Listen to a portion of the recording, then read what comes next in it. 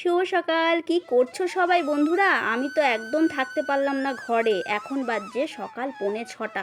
তো 6:45-র সময় কারেন্টটা চলে গেল। রোজ এখন এই রকমই শুরু করেছে। কারেন্টের ওখান থেকে কী যে করছে বাবা জানি না। কি দরকার ভোরের দিকটাতে আমাদের একটু ঘুমটা আসে, শান্তির ঘুম ঘুমোই, যে ভোরের দিকটা এত মিষ্টি হাওয়া লাগে, আর সেই সময়টাতেই দেখো কারেন্টটা চলে যায়। তো যাই হোক, 6:45-র সময় কারেন্ট যেই চলে গেল অমনি আমরাও তিনজনা বেরিয়ে চলে আসলাম। তোমাদের দাদা ভাই আর মেয়ে গেছে মর্নিং ওয়াক করতে, আর আমি চলে এসেছি আমাদের আড্ডার জায়গায়, মানে আমাদের পাড়াতেই একটা বসার জায়গা আছে ওখানটায়। তো ওখানে এসে সত্যি ওয়েদারটা এত সুন্দর লাগছে, এত সুন্দর হাওয়া, মিষ্টি হাওয়া, তো খুব ভালো লাগছে। ঘরের থেকে অনেক বেটার লাগছে ওখানে এসে তোমাদের সাথে ভিডিও করছি।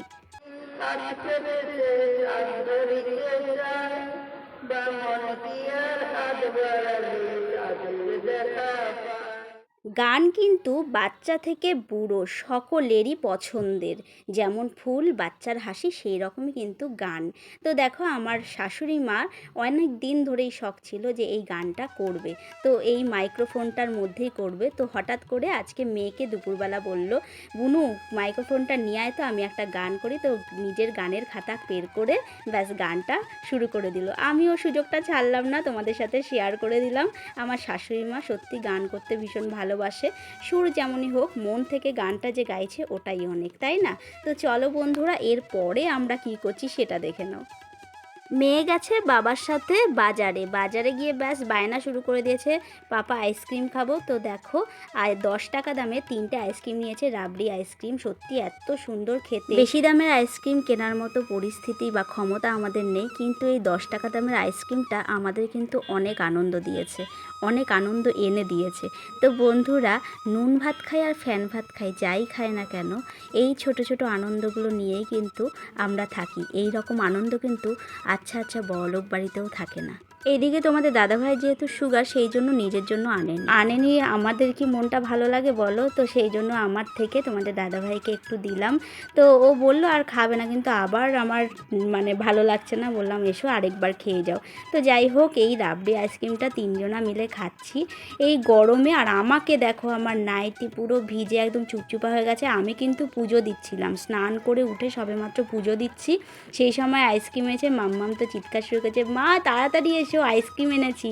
তো যাই হোক, আমি পুজো টুজো দিয়ে এসে আইসক্রিম খাওয়া শুরু করেছি। আর আমার পুজো দিতে গেলে অনেকক্ষণ টাইম লাগে, আর সেই টাইম লাগে তো ঠিক আছে, কিন্তু গরমে আমার এই রকম পরিস্থিতি হয়ে যায়, মানে পুরো চুলটা ঘেমে মাথা দিয়ে পুরো ঘাম ঝরতে থাকে, আর নাইটি পুরো। এইদিকে দেখো, দুপুরবেলা আমি রান্না করেছি কি, আজকে বেশি কিছু রান্না করিনি, কোনো দিনই বেশি কিছু রান্না করি না, কোনো রকম আমাদের খাওয়ার মতো হলেই হলো। মাংস করলে শুধুমাত্র মাংসই করি, মাছ করলে শুধুমাত্র মাছই করি। তো আজকে আমাদের মেনুতে আছে কলমি শাক, আর সাথে আছে ভেন্ডি আর আলু সর্ষে দিয়ে। বন্ধুরা, ভিডিও করতে কত কষ্ট হয় দেখো, আমি পুরো ঘেমে কি হয়েছি দেখো। ভিডিও করতে গেলে এরকম ঘামতে হয়, ঘাম ঝরাতে হয়, এত কষ্ট যারা ভিডিও করে একমাত্র তারাই জানে। আর বিশ্বাস করো, আমার আজকে খুব কষ্ট হয়েছে, এত গরম দেখো, পুরো ঘাম পড়ছে, পুরো এখান দিয়ে পড়ছে, মাথাটা পুরো ঘেমে ভিজে গেছে। আর সব সময় শ্যাম্পু রাখতে হয় মাথায়, মানে ভিডিও করা মানে নিজেকে সবসময় পরিপাটি রাখা।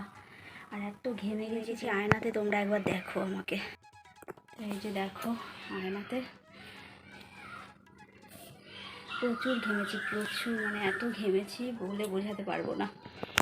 তো চলো বন্ধুরা, যদি আমার ভিডিও ভালো লেগে থাকে অবশ্যই আমাকে একটু দয়া করবেন, অবশ্যই আমাকে লাইক শেয়ার কমেন্ট করে দেবে। আর আমার এবিপি ফ্যামিলিতে যদি নতুন এসে থাকো, আমার চ্যানেলটি সাবস্ক্রাইব করে যাবে। তো চলো বন্ধুরা, এই ড্রেসটা চেঞ্জ করি, সন্ধে হয়ে গেছে, এখন 6:10 বাজছে, কাস্টমারের বাড়ি যেতে হবে, সন্ধে দিতে হবে, তারপর আবার মেয়েকে আনতে যেতে হবে। তো চলো বন্ধুরা, টাটা। তো বন্ধুরা, আমি এখন এসেছি মাম্মামকে টিউশন থেকে নিতে। এখন অনেকটা রাত হয়ে গেছে, এখন বাজছে 7:45। তো মাম্মামের এখনও ছুটি হয়নি, ওই জন্য গেটের বাইরেই দাঁড়িয়ে আছি। আর তোমাদের সাথে কথা বলার জন্যই দাঁড়িয়েছি, নাহলে গেটের ভেতরেই ঢুকতাম।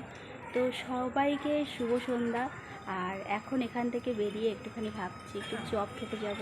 তো চপ খেতে গিয়ে দেখি, মেয়ে যদি রাজি হয় তাহলে একটু চপ কিনে নিয়ে বাড়ি যাব। তো চলো, আমার ভিডিওটা দেখতে থাকো, আশা করি তোমাদের খুব ভালো লাগবে। যাবো? হ্যাঁ চলো।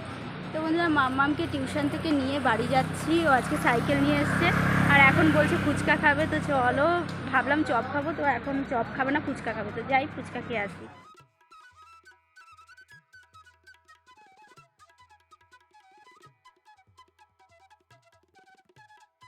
ভাবলাম ফুচকা খাবো, কিন্তু এসে দেখছি পাপড়ি চাটের জন্য সবাই লাইন দিয়ে আছে আর পাপড়ি চাটি বানানো হবে, ফুচকা এখন দেওয়া হবে না। তো তারপরে আর কী করলাম, পাপড়ি চাটি দুটো অর্ডার করলাম, আমি একটা নিলাম, মেয়ে একটা নিল। এইদিকে আমি পাপড়ি চাট তোমাদের সাথে শেয়ার করতে গিয়ে আমার একটা মাঝের পাপড়ি চাট পড়ে গেছে, এত দুঃখ লেগেছে তোমাদের কি বলবো।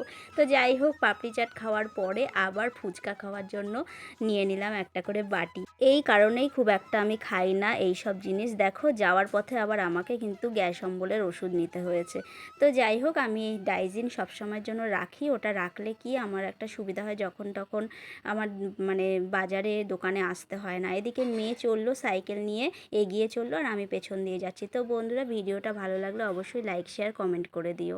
আর এবিপি ফ্যামিলিতে নতুন এসে থাকলে অবশ্যই চ্যানেলটি সাবস্ক্রাইব করে যেও। তো বন্ধুরা, আজকের জন্য এখানেই ভিডিওটি আমি শেষ করছি। বড়দের প্রণাম আর ছোটদের অনেক ভালোবাসা। টাটা।